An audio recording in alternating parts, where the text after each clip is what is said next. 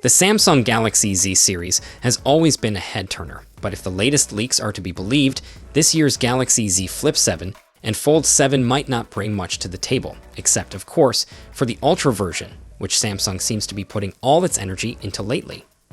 According to leaker Panda Flash Pro, the Z Flip 7 will come with 12 gigs of RAM and storage options of 256 gigs or 512 gigs.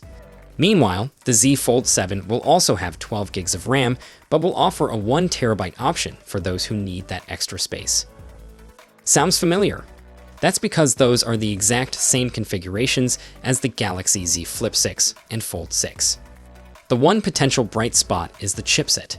The Z Fold 7 is rumored to feature the Snapdragon 8 Elite globally, just like the Galaxy S25 series. But the Z Flip 7? That's where things get dicey. No confirmation on its chipset yet, but a previous leak pointed to an Exynos 2500, which, let's be honest, isn't exactly what we were hoping for. If you were expecting a camera upgrade, well, you might want to lower those expectations. According to Galaxy Club, the Z Flip 7 will have the exact same camera setup as its predecessor, which is a 50-megapixel main sensor, a 12-megapixel ultra-wide, and a 10-megapixel front-facing camera. That's not necessarily bad. Samsung's cameras are already pretty solid, but it's a little disappointing that we're not seeing any improvements here. Not all the news is bad.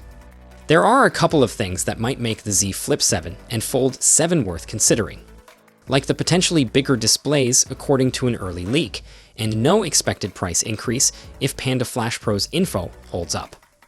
So, if you've been holding out for a price drop, at least you won't have to pay more for this year's models.